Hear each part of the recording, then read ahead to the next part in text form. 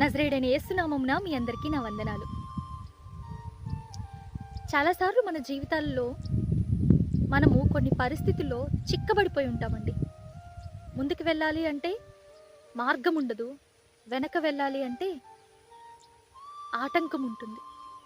ఏ విధంగా అంటే ఐగుప్తు నుంచి ఇశ్రాయేలీలు నడిచి వస్తూ ఉన్నప్పుడు, దేవుడు వాళ్ళని నడిపిస్తూ ఉన్నప్పుడు మేఘస్తంభంలోను అగ్నిస్తంభంలోను వారు అరణ్యము దగ్గరికి వచ్చారు. ముందు ఎర్ర సముద్రం ఉంది, అక్కడ వాళ్ళు నిలబడ్డారు.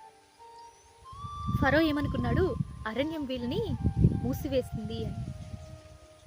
వాళ్ళని తరుముకుంటూ వచ్చాడు ఫరో తన రథములతోనూ, శ్రేష్టమైన రథములతోనూ, అధిపతులతోనూ, గుర్రములతోనూ వాళ్ళని తరుముకుంటూ వచ్చాడు.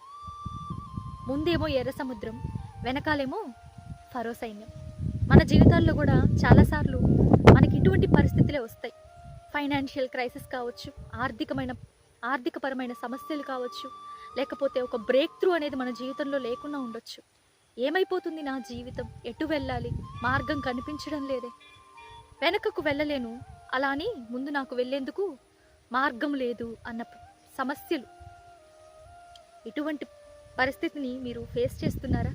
అయితే దేవుడు ఇది నాన్న మీతో ఒక చక్కని మాట మాట్లాడాలి అని ఆశపడుతున్నాడండి. ఫరో సైన్యము ఇశ్రాయేలీయుల్ని సమీపిస్తుంది అనగా ఇశ్రాయేలీయులు ఏం చేశారండి, అక్కడ రాయబడి ఉంది, భయపడి యెహోవాకు మొరపెట్టారంట.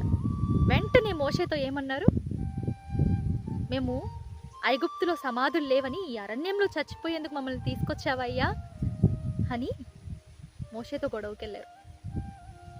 ముందుగా భయపడ్డారు, తర్వాత దేవునికి మొరపెట్టారు, ఆ తర్వాత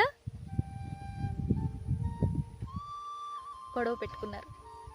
మన యొక్క విశ్వాస జీవితంలో కూడా మనం చాలామంది ఇలానే ఉంటాం కదా. ముందుగా దేవుని దగ్గర మొరపెడుతూ ఉంటాం, అయ్యా నా పరిస్థితి మార్చు, నన్ను కాపాడు అని. ఏది నాకు ఫేవరబుల్గా లేదు, నా పరిస్థితి మారడం లేదు అని అనుకుంటున్నప్పుడు మనం ఏం చేస్తాం, ఇందుకా నువ్వు నన్ను ఇక్కడికి తీసుకొచ్చావు, ఇందుకా నువ్వు నన్ను నడిపించావు, ఇందుకా నువ్వు నన్ను ఇక్కడికి తీసుకొచ్చావు, నా పాత స్థితే బాగుంది కదా అన్న మాటలు మన దగ్గర నుంచి వస్తూ ఉంటాయి.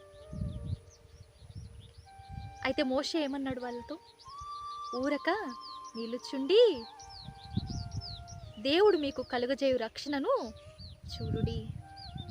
ఇది నన్ను దేవుడు కూడా మీతో అదే చెప్తున్నాడండి.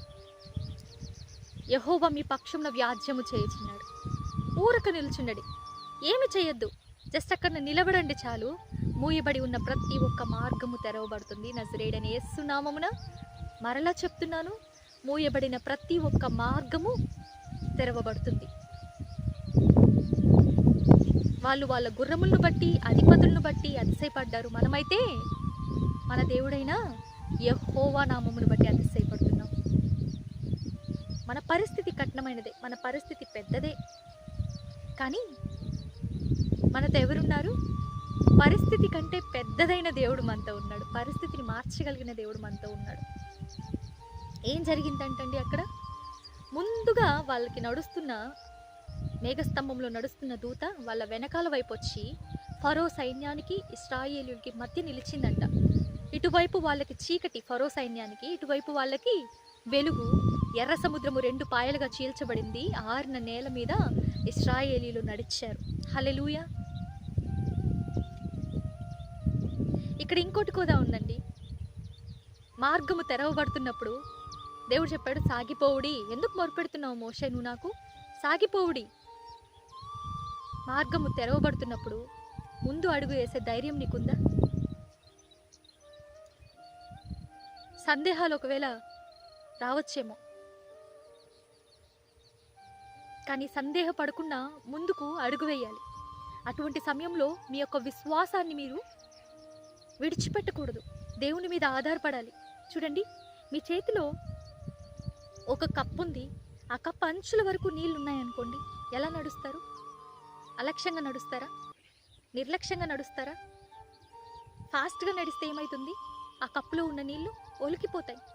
దేవుడు నిన్ను అభిషేకించి ఉన్నాడు, అంచుల వరకు అభిషేకించి ఉన్నాడు. నువ్వు ఎదుర్కొంటున్న పరిస్థితిని బట్టి నిర్లక్ష్యంగా నువ్వు నడిచినప్పుడు నీ మాటల ద్వారా కానీ నీ ప్రవర్తన ద్వారా కానీ నిర్లక్ష్యంగా ఉన్నప్పుడు ఏం జరుగుతుంది? దేవునికి విరోధంగా నువ్వు పాపం చేసిన వాడవుతావు. నీ నడక, నీ మాట, నీ చూపు, నీ ప్రవర్తన జాగ్రత్తగా ఉండాలి.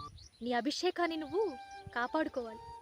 సౌలు తనను తరుముతున్నా కానీ దావీదు తన అభిషేకాన్ని కాపాడుకున్నాడు. తన ప్రవర్తన అంతట్లోనూ దేవుణ్ణి తనకి అధికారిగా ఉంచుకున్నాడు. నీ పరిస్థితి కఠినంగానే ఉంది, మార్గం లేదు, కానీ ఒక్కటే నమ్మండి, యెహోవా మీ పక్షమున వ్యాజ్యం చేస్తాడు. ప్రతి ఒక్క ద్వారము తెరవబడుతుంది. అయితే నడిచేందుకు వేగిరపడండి, సందేహించకండి. అంత మాత్రమే కాదు, మీ ప్రవర్తనను జాగ్రత్తగా చూసుకోండి.